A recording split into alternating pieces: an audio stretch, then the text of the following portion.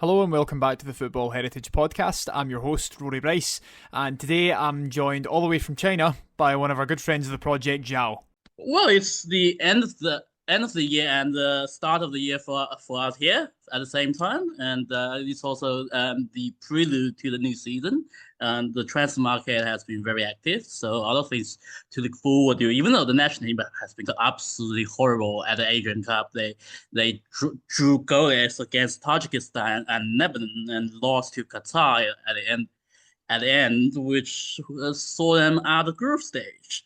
It was a pretty poor campaign from China, from what I saw. It was a pretty poor campain, which pretty sad to Well, see. I Really. mean, poor doesn't begin to describe it. I mean, from the beginning, I mean, the team, the squad selection was pretty questionable at the very best because the Alexander Jankovic and the Serbian head coach decided to bring four goalkeepers for reasons unclear to himself, and there wasn't much selection to begin with because he basically brought like 27 or 28 to the camp, and the squad is 26 people, and basically one got injured, and the other guy, Nikolinaris, Liker as he is now known states, was basically kicked out of the team because he was late for training. And after which, the latest for training I heard did not improve, but by which time he couldn't kick more people out or score out. Kind of been underperforming a little bit, which has been a bit frustrating. And today, I suppose, but the focus of this episode is really going to be on the Evergrande Group, Guangzhou Evergrande, because Evergrande Group just this week have been forced to liquidate, or they're going to be forced into liquidation. And we're also going to be discussing Beijing Renhe, who are a former club from Beijing, of course, who have ties or had ties to Reading FC and their current ownership situation with Dai Yongge.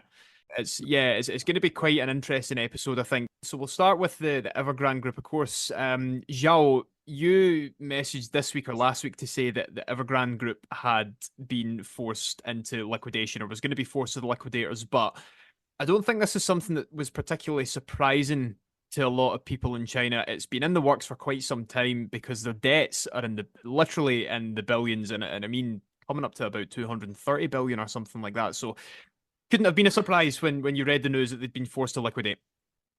Well, this is this is in the financial media for a number of years now.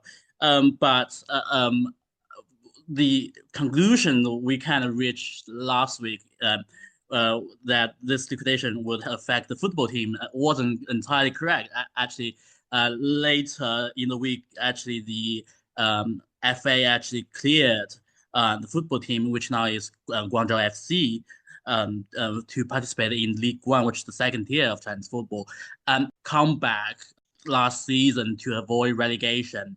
The boys who they had an operating budget of half a million Chinese yuan, which is under 100,000 euros a year. So that's quite some story. Even though you could say you can just survive and very low operating budget and expect other teams to go bust at the end of the season, and then you can survive that way.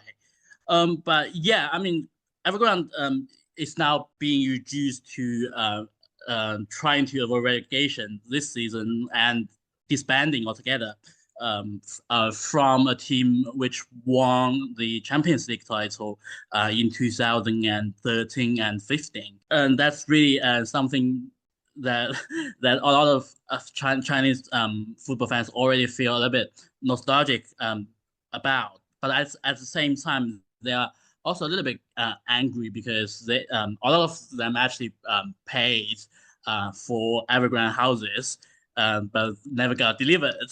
So there's that aspect to them as well.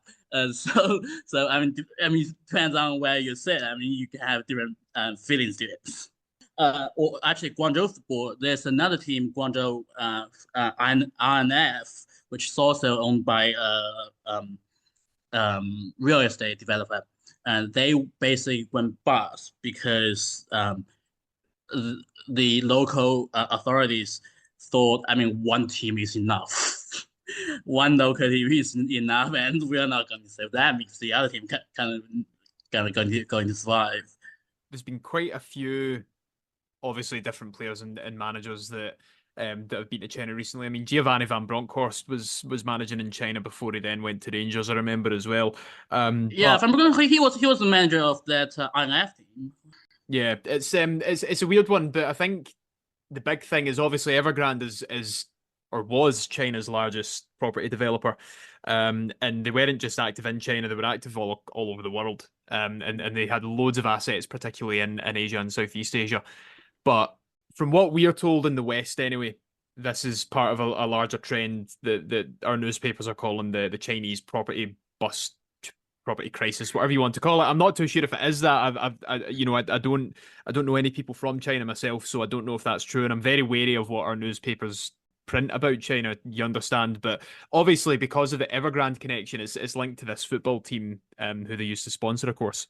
At the time, and which is like 10 or 20 times bigger than their counterparts. And if so, they immediately went up, and after that they won the top flight and they qualified for the Champions League in 2012. And their first Champions League campaign was quite successful, if somewhat inexperienced. They were in the quarterfinal, and it was a very rueful loss. But the next year they came back very strongly and they won the Champions League. And in 2014, they lost to West Sydney Wanderers under very controversial circumstances. I mean, the refereeing decisions was as you'd expect in football. The talking point after the game. But the next year, they won again in 2015. But if you really go into the financial statements, 2015 is when Evergrande really started to take out the money out of the club and replace it with debt.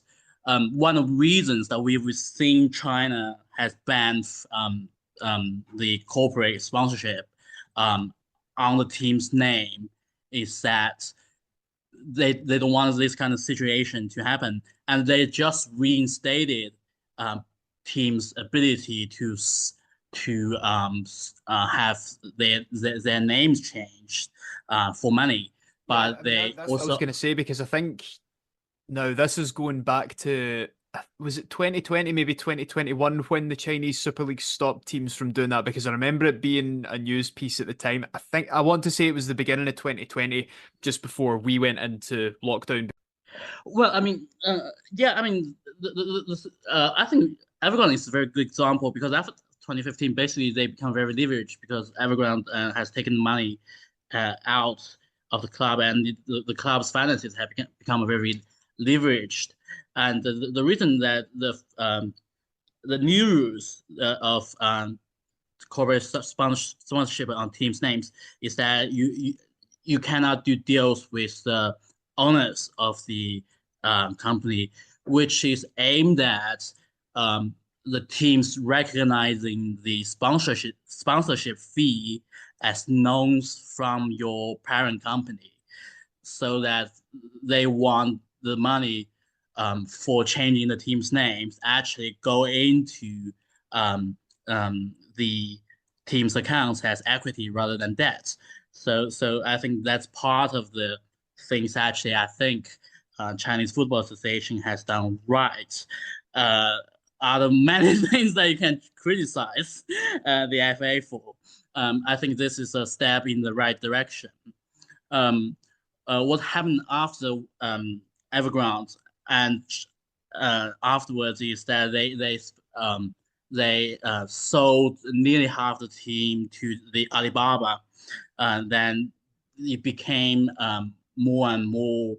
The finances has become more unstable, and the results in Asia has become worse. They never got in.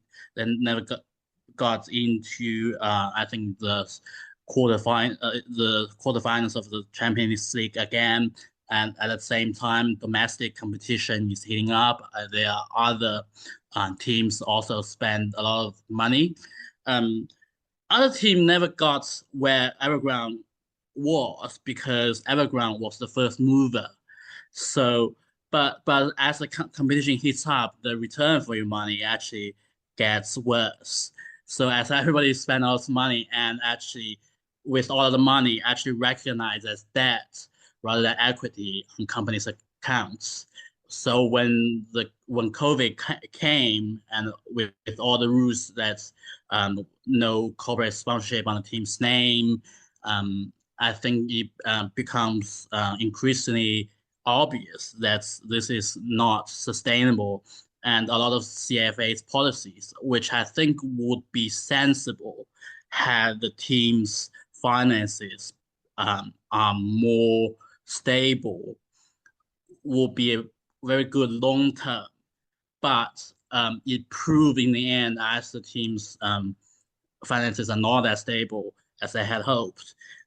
It became a very pro-cyclical move that actually made things worse by discourage investment into football, by discourage potential new investment into troubled football teams. People basically say, if I can have my name on the football team, then what's the point of actually buying it? So that's the a very important contributing factor of the people going bust all over the place. Yeah, absolutely. And if I could make any form of comparison, probably be like our equivalent of, Bam Nuttall or Amy, who build the motorways and things like that, and like Redrow, Persimmon Homes, all these big property developers, but on such a larger scale. These guys built entire new cities almost overnight. And they're often coined as really, really modern cities like super towns and all this kind of a thing. Obviously, they'll have made a huge amount of money from that, but if you're a property developer and you're building these entire cities and then no one moves into them, then you're obviously going to be making a huge loss as well. And obviously this is where the debts come from. I think you're right in that they were probably taking out a lot of loans as well. But prior to that, they would have had a huge, huge cash reserve that they were able to put into this football team. And I suppose it's just like, you've got the CFG who are all over the world, Red Bull who are all over the world. You've got all these different people who have multi-club kind of setups, and I can imagine that Evergrande probably did have their hands in another couple of football teams as well. I think Evergrande, where Evergrande the football team is right now, I still call them Evergrande, is not that unlike Leeds or Nottingham Forest. Like 15 years really illustrates history, just falling on very very hard times. I think even though I think the gap between their highs and downs are more extreme, and this all happened within a much shorter time frame. But I think the team would, contrary to what we thought a week ago, I think the team will kind of survive, even though you would probably spend a lot of time in the lower leagues for the time foreseeable. Because I think it's really difficult to mess things up if you are on an operating budget of under 100,000 euros compared to like billions of dollars a few years back. So they have that going for them. And you mentioned CFG. Their team in China finally. I think they own slightly less than 20% of the team. Finally, is promoted to the top flight to the Super League. This season, the CFG has some unhappy moments with the majority owner as before, and it is rumored that they might actually sell up a stake in the team, which is still called Sichuan Jiuniu, which is a Sichuan team. But unfortunately for them, they were beat to the promotion battle by Chengdu Rongzhen. Chengdu is the capital city of Sichuan. So they have this city rival. Actually, they lost out in the promotion battle, and which actually also lost them a lot of resources from the government and the local businesses.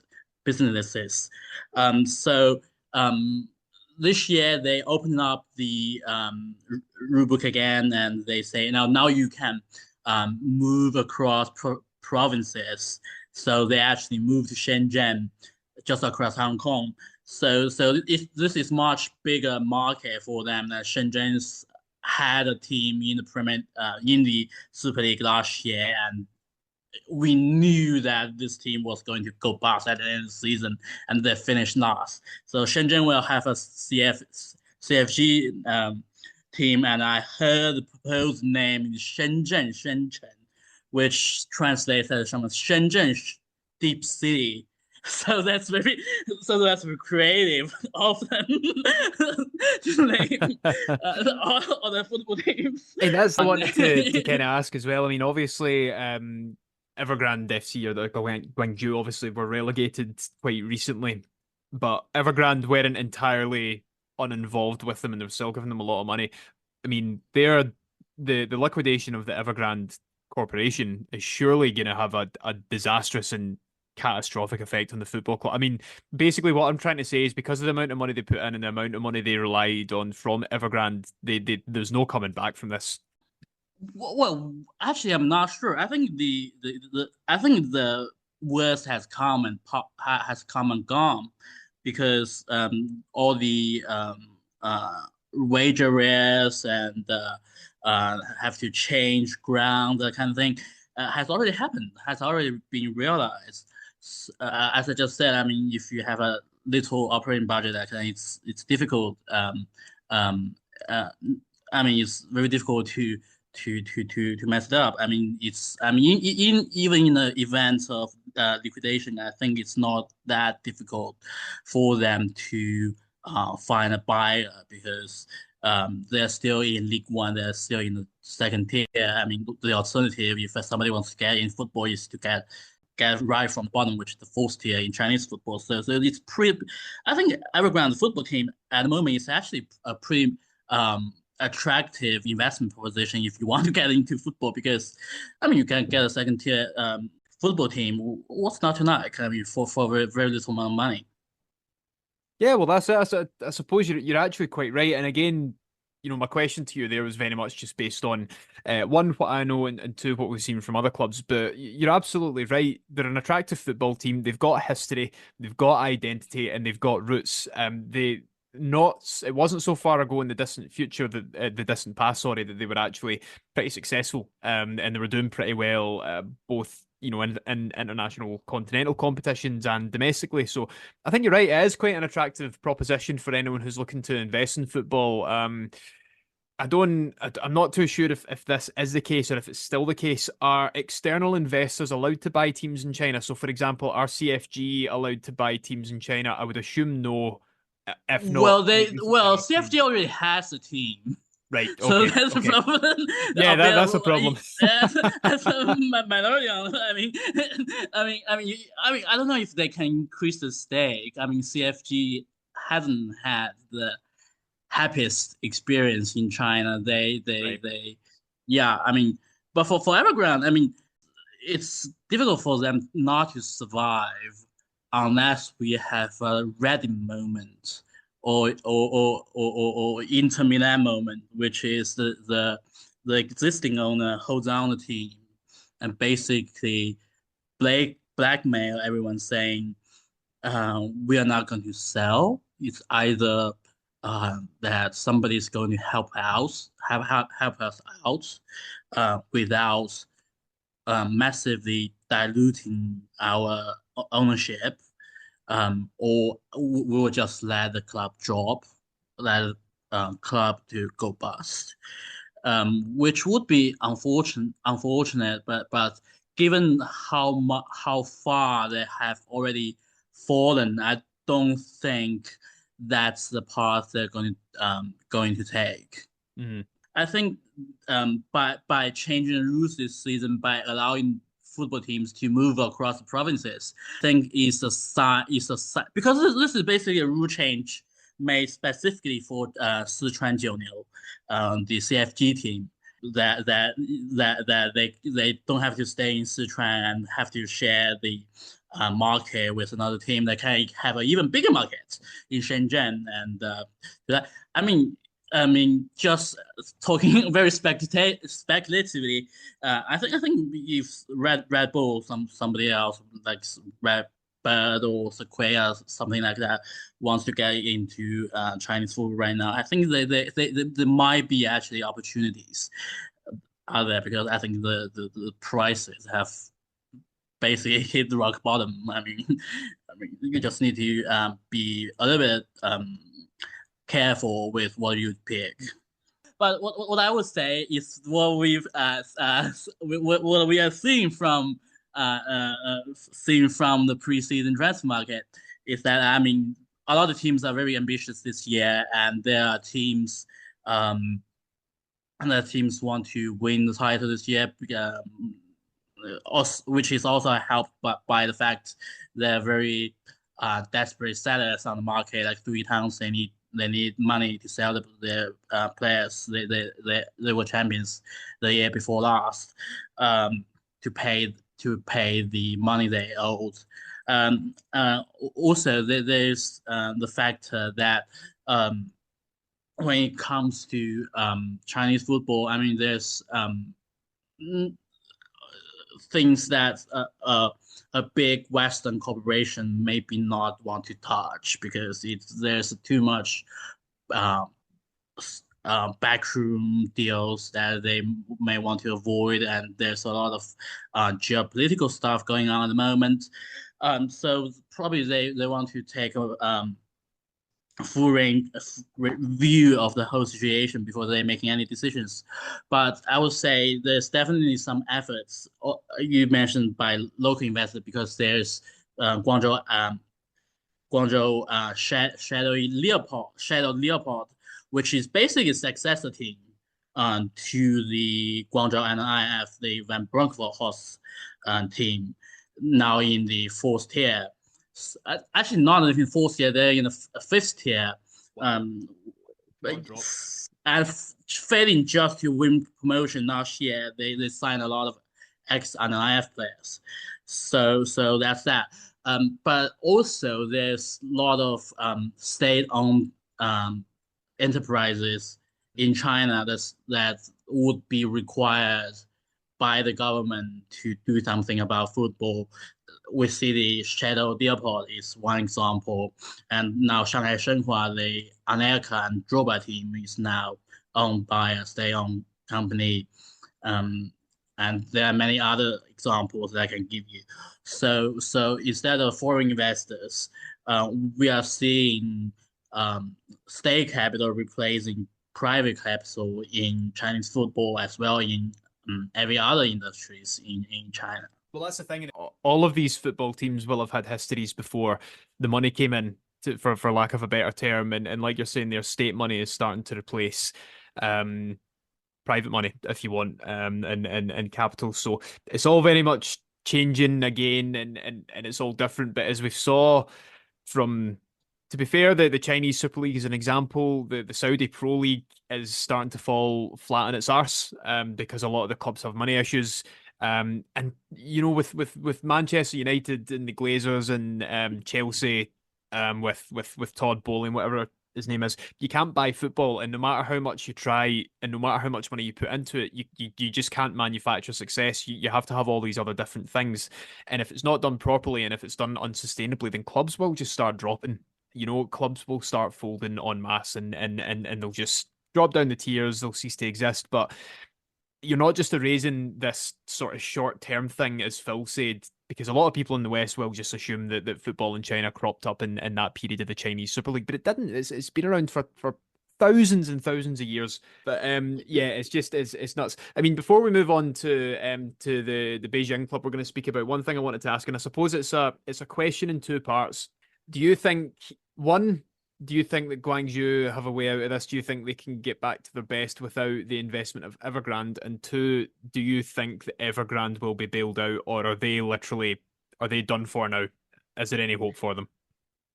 I mean, the football team, or the whole company, the whole group. The whole company. Sorry, the whole company. The whole group, the whole group is definitely down for. I mean, but the football team is in survival mode, but kind of fine. Is my assessment. Interesting. I mean, it's interesting just comparing it to if it happened over here, that the football club would be gone almost overnight. I mean, it's things are quite bad here, especially for football clubs lower down the divisions in England at the moment, uh, as we're going to come on to speak about. But it's I know Well, I mean, there's yeah, I mean, as you mentioned, I mean, there's one thing I kind of want to talk about, which is that why football kind of had its moment and it's gone. Because in 2013 to 2015, one reason is that everybody assumed that Xi Jinping likes football, and and and it turned out that like he just do these things to win support, like every other politician. Um, the other thing is that people did see Evergrande being a success not only in China but on the continent, internationally as well. So they thought this is an opportunity for them to be successful, one, and second, to diversify their businesses.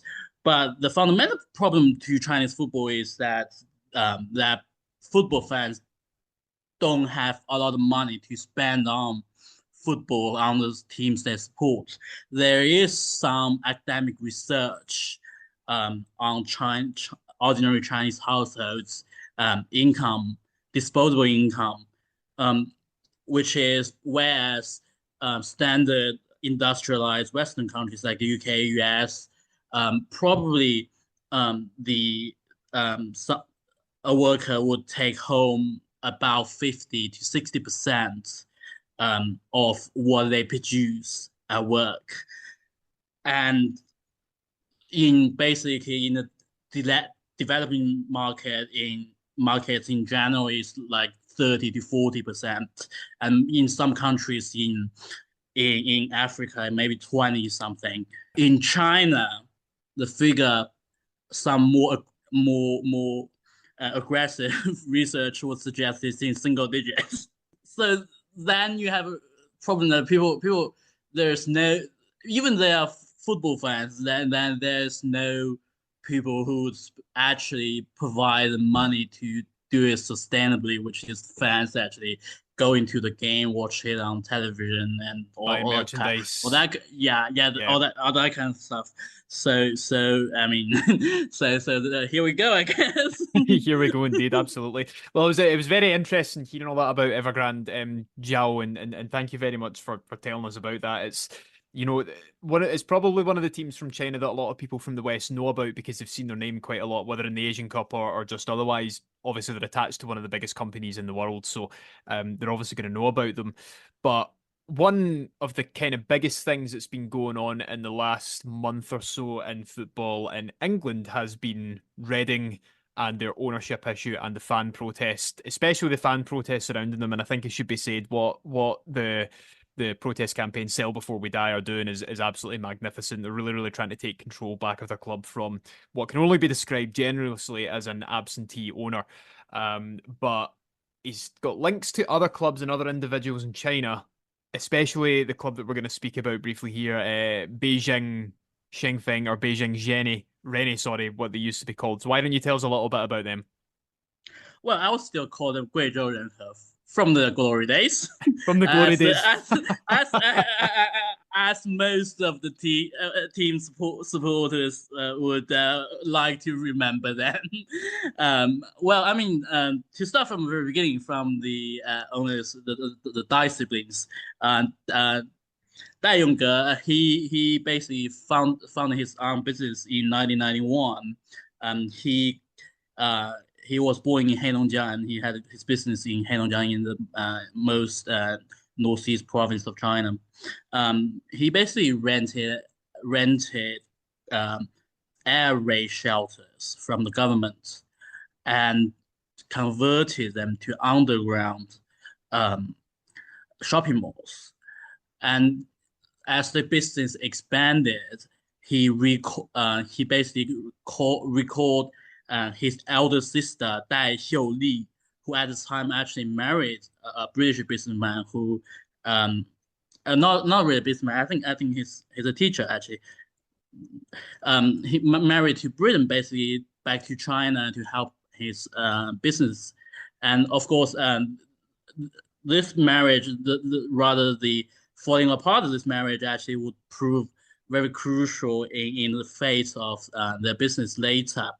But 1994, his elder sister came back to China and helped his, and they had very good 90s and very good noughties, and they went to Hong Kong. They issued shares to become a publicly traded company.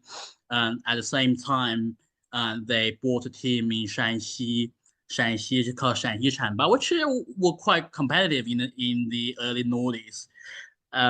But as some opportunities to cooperate with Guizhou Maotai, which is the China's biggest liquor maker, and some people compare the products with aircraft fuel, and the company was at the liquor company at one time was actually biggest company, biggest publicly traded private, not really private, biggest publicly traded company in China.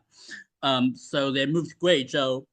So in the noughties, they already pissed off fans in Shanxi because they moved. so that in Guizhou they were quite successful. They had very good league finishes in top flights, and in 2013 came the pinnacle of the team's achievements, which they stopped the unstoppable Guangzhou Evergrande in the FA Cup finals. Guangzhou Evergrande at the time has already won both the league and Asia Champions League. So stood between them was Guizhou Renhe. Stood between them and the treble was Guizhou Renhe.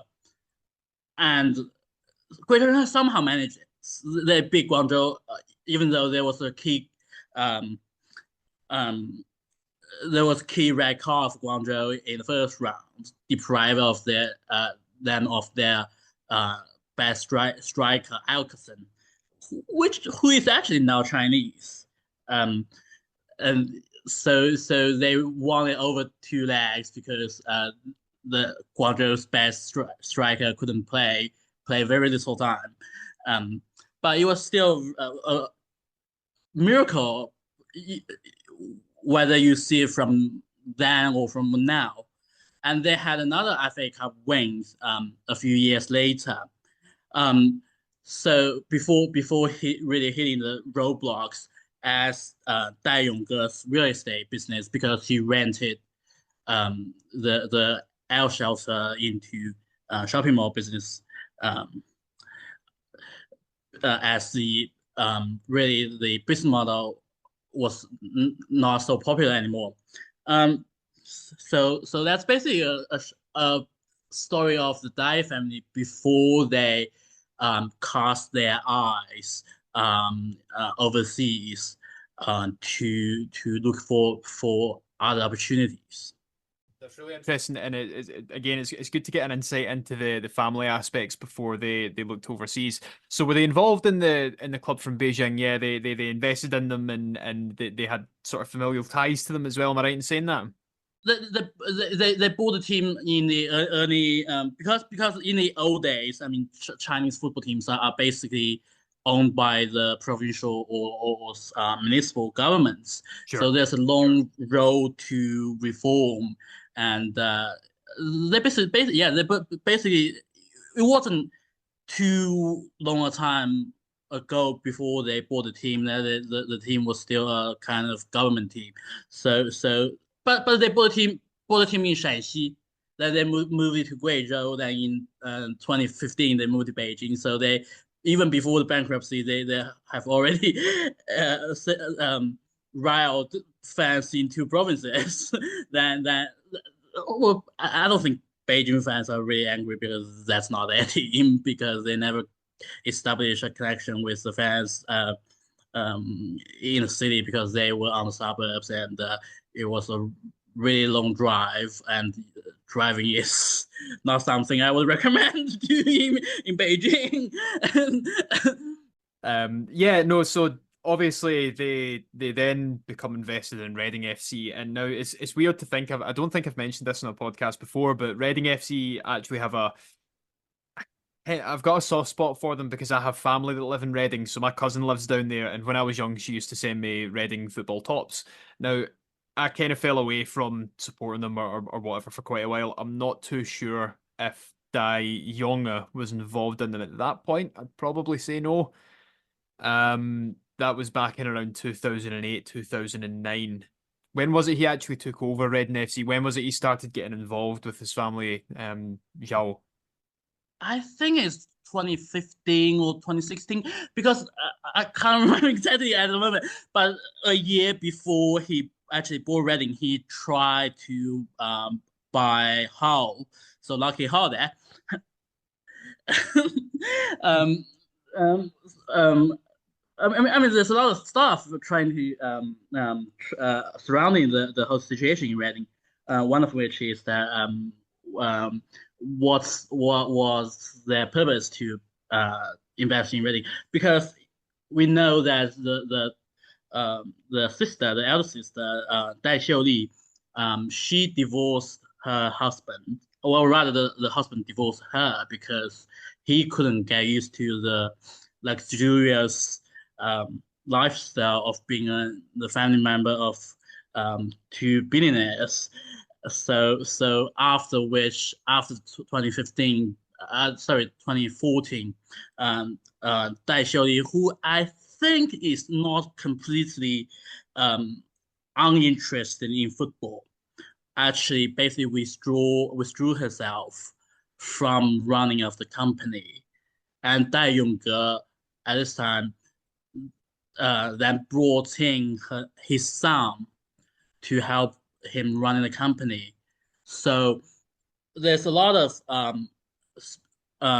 thinking that because Dai Xiaoli has withdrawn, so this is not really about football. It's about the Dai family trying to transfer their wealth to overseas, and there's some speculation about the super football agent Kia. Oh, can't pronounce his name as we call him Kia. I mean the Dai family side business. The Dai family side of the story is they both in the UK and in Belgium, they were deceived by the local sharks that they trusted in.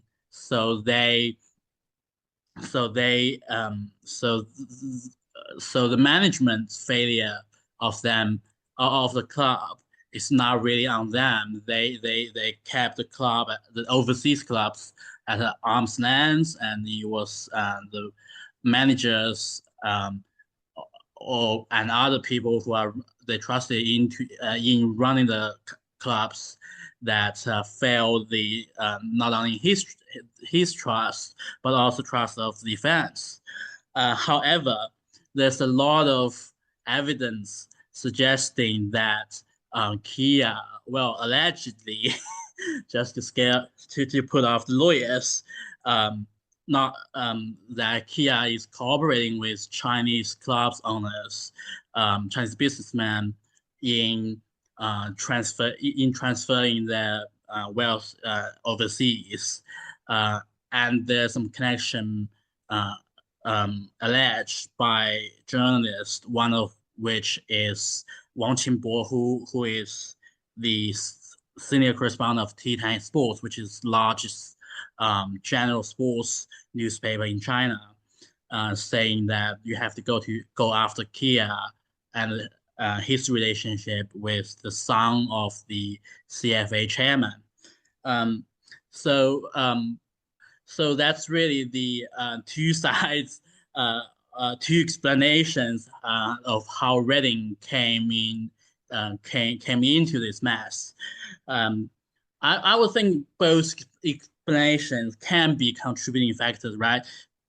On one side, there you have the management not really caring about the welfare of the team, and the other side you have the owner not not really interested in football. One, they're no longer interested in football anymore, and second, they're more interested in protecting their money. So, I mean, it's a really sorry state, and because whereas in Aston Villa, as we have seen before, that the owner actually is relatively weak. Tony Xiao was forced out relatively quickly, whereas at Reading, I think Dai Yongge will be much more stubborn and will be much less willing to let the club go to other people's hands. So I think Reading will be for much longer a time than Aston Villa to have to be in the state that they're in right now. Interesting, and I suppose that's probably not what a lot of Reading fans want to hear, just based on what we saw so far. But Yeah. I yeah, mean, in Chinese owner's case, they also have an incentive because in China you have a capital controls, which say you can get money out of the country. I mean, you have a personal allowance of 50,000 US dollars a year. But then there's a different system for business who have to conduct foreign trade. Um, but what also is in the frame is that Dai Yongge is personal owner. That where you compare it to with situation in Wolverhampton, which is very well run. They also have a Chinese owner, but Fosun is a much more sophisticated company and has a lot of government background. But generally, they are more sophisticated, much more professional than the one man show that is Dai Yongge. So what really interests me is that how the EFL and everybody else who is responsible not to raise the question that they raised when Dai family participating in the attempted takeover of Hull, which should have been a red flag. Even though Dai Yongge's participation in the attempted takeover Hull is rather limited, and he's our right owner now in Reading. So I think the system hasn't really protected the teams with this kind of investigations into the background of the owner. the other clubs and Swindon, something that came up through the week. There's a Swindon fan group. Saw it with other ownership. It doesn't matter where these people come from. They're all the same. They're all charlatans. Bury, Bolton, Wigan. Look at what's happening to football in the northwest England at the moment, kind of north of Manchester. It's really taking a hard hit, and these are huge clubs, And I think what Zhao is saying is right, in that the EFL and the Premier League are more than happy for money to come in, but they don't do anything to regulate it when it's going the other way. And they say, oh, well, you guys got yourselves into this mess, so you sort it out. But they have a responsibility to try and put these screening things and these restrictions in place to protect clubs, because Reading are a massive club. I mean, you're talking about a team that only 16, 15 years ago were still in the Premier League. They're a great club, great community, great fan base, and it's just a shame that things seem to go this way. Well, but speaking from another angle, I mean, it's kind of almost impossible because when the owners, when they are rich, they have all the connections. They can ask the banks to present their credentials, to present enough credentials to make them sound credible in the eyes of whatever authority that there is. I think the problem, I think in terms of Reading, is that there is no mechanism which can speed up the process of kicking him out. I mean, the whole thing has lasted way too long, and as in China, as any businessman, Dai Yongge likes to drive a hard bargain, and he would hope. I think this is common practice in China, which is when your business is not going well, you would hope that either the local government will actually show the money because they have the money to bail you out, or actually central government will change the economic policy, so actually the business would turn around on the back of government policy change. This actually happened so many times in the past 40 years in Chinese business, in Chinese economics, that I think, to be completely fair to Dai Yongge, he has already have this kind of mindset, which is, I think, is now wrong even in China, that government will save him at some point. um, so with Reading, he would just would pray until the very last moment that somebody would show up from somewhere, would save his ownership of the club. Yeah. Otherwise, because that his business has also fallen off a cliff, he thought he wouldn't have the money to save Reading, nor would the government, which has cracked down on capital outflows, allow him to get the money out of China. So that's already two layers of barrier that's in front of Dai Yongge himself. I would understand Dai Yongge, even though it wouldn't generate any sympathy for me for him, is that there's a lot of practical difficulties that are facing him at the club. And in his experience, there might just be someone who could save him at the very last moment. I mean, it worked for him many times. And I mean, if you had his um, basically experience, then you would probably do the same thing as well. Yeah, absolutely. I mean, there's a couple of questions that I've got just before I'll wrap things up. We're not entirely done yet. We've been speaking for an hour now, so just a couple of questions that I had. Firstly, did Dai Yongge, did he do the same with the other clubs that he was involved in China in terms of his ownership? Was he as dodgy, if you like, for lack of a better word, as he is coming across now with Reading, or was it entirely different? Was this more when he had an interest in football as opposed to now? Well, I mean, he certainly did a very similar thing with the Belgian team. I mean, what Dai Yongge did after 2014, after his sister's divorce, is move the team to Beijing because his business dealings with Guangzhou Mounted Liquidmaker has come to an end, and they actually got relegated. So there was apparently no hope for them to retain Guangzhou Renhe as a business partner. So they moved to Beijing just the year before the rule banning teams from moving across provinces came into effect.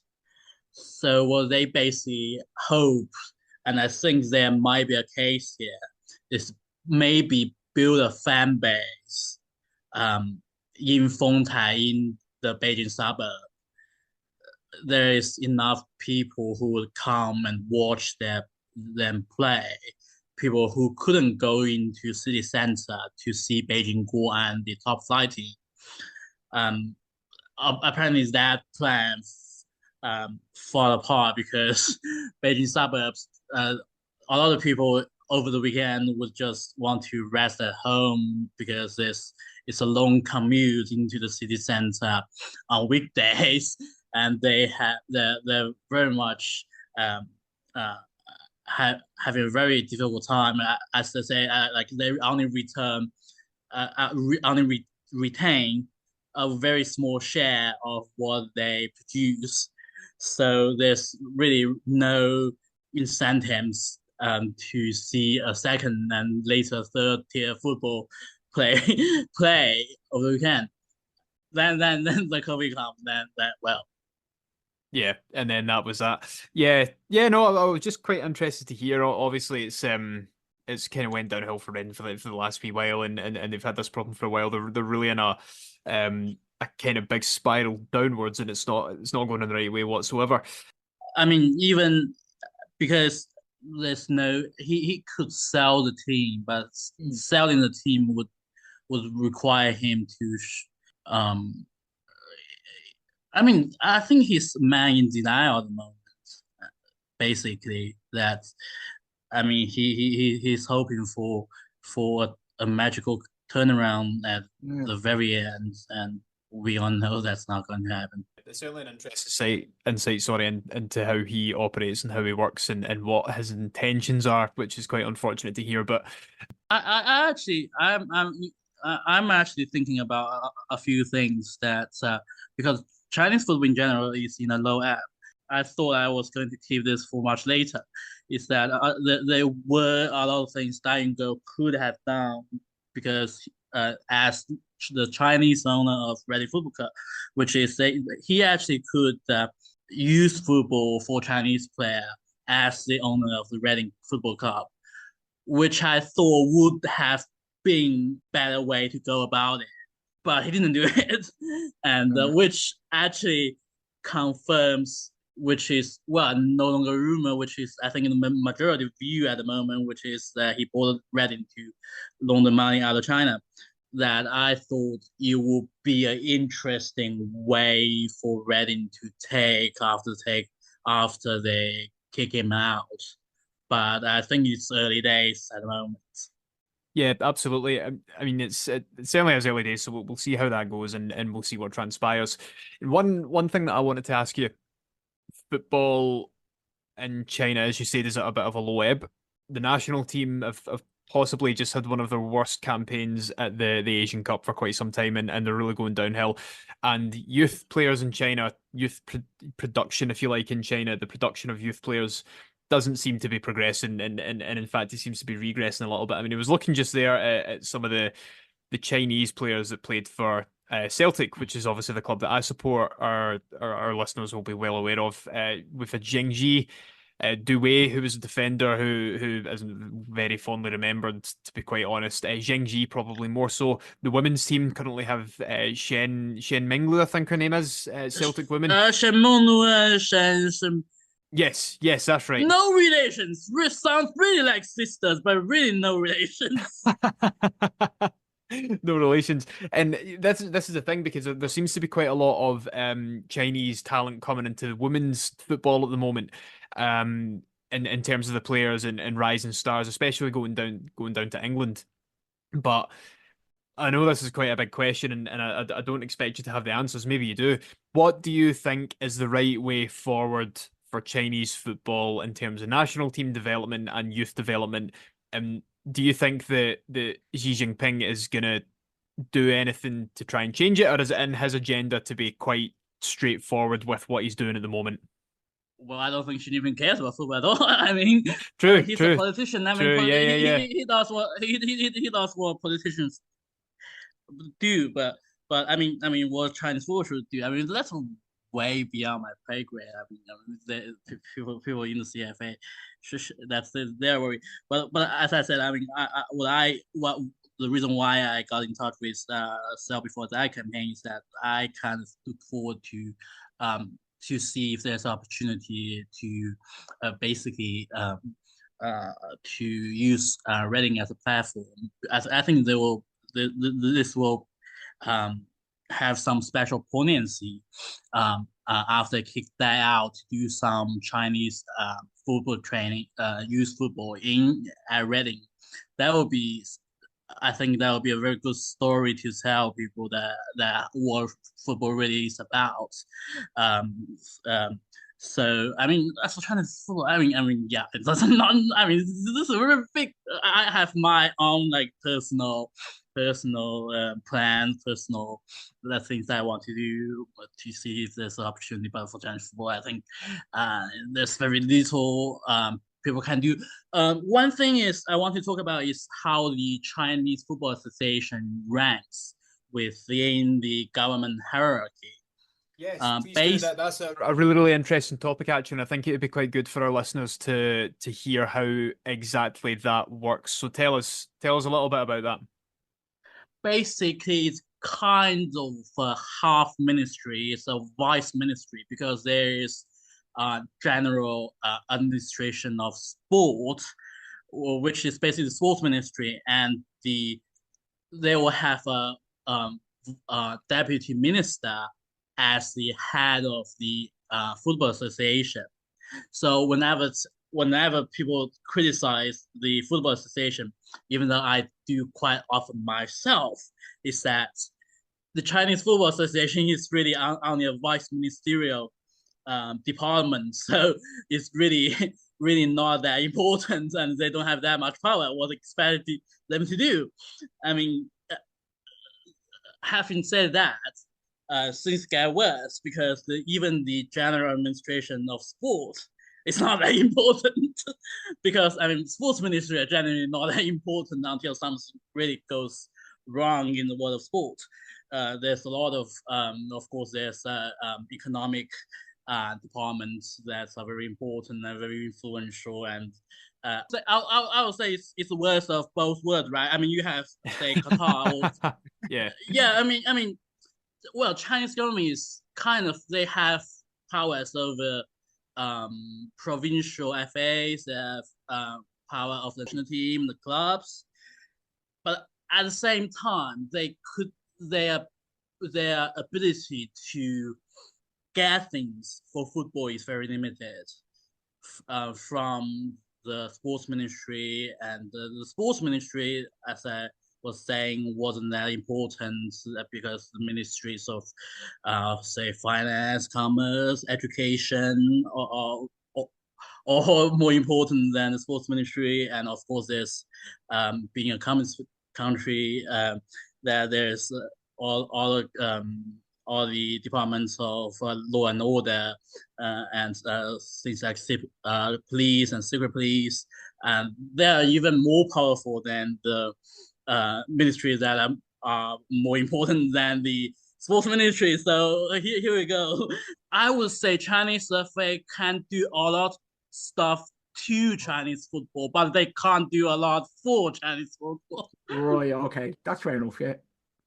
Yeah, it's a kind of really good way to put it as well. And as I said, it's a really, really good thing for our listeners to hear just how things runs, because as we said, outside of really the Chinese Super League and maybe, the stories about Evergrande and the different players that have come over, and different players from Europe going to China, not a lot of people in the West probably know very much about Chinese football, or football in China, how it operates, how it all works. Is there anything else that you really want to add or talk about just before we finish up for the day? Have you managed to cover everything that you wanted to mention?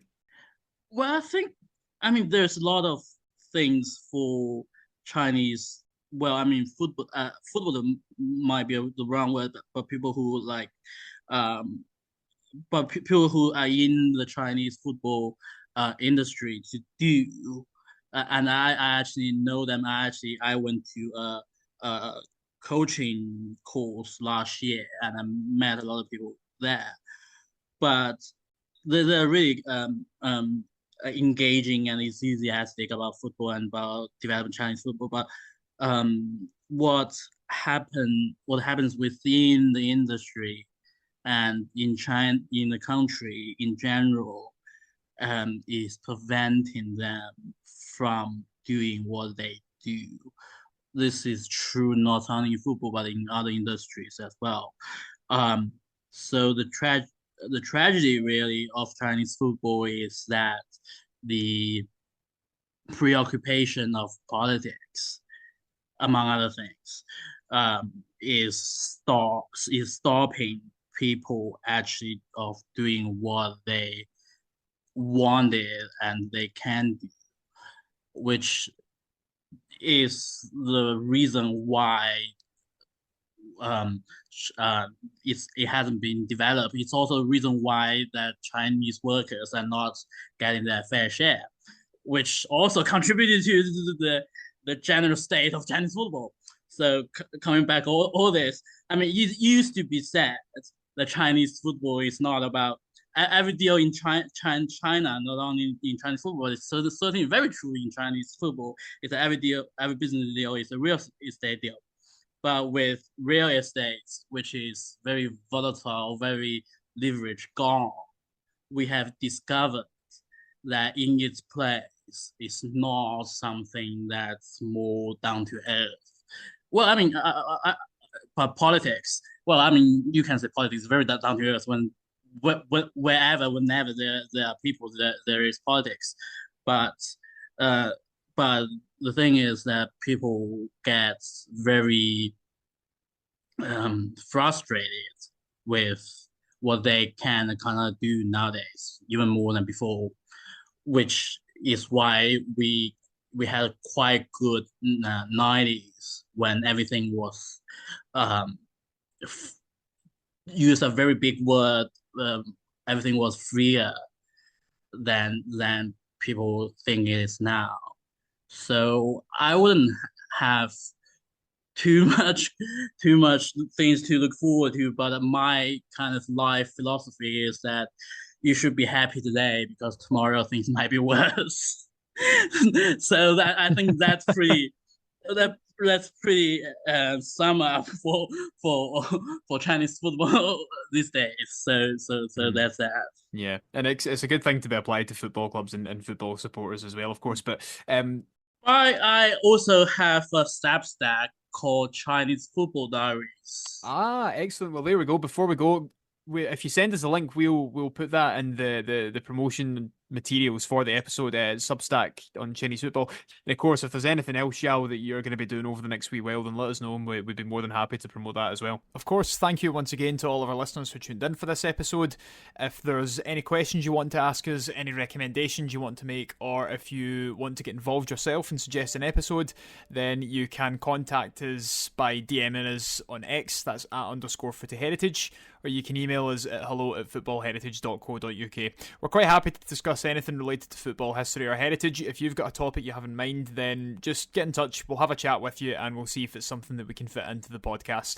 Of course, our website is footballheritage.co.uk. It's where all our written content goes and where all of our wonderful contributors, put pen to paper and really produce some wonderful content for you guys. So please go and check that out when you can and support them if you're able to. But for now, Zhao, say goodbye. Right. And it's a goodbye from me as well. We'll see you all again next week. Goodbye.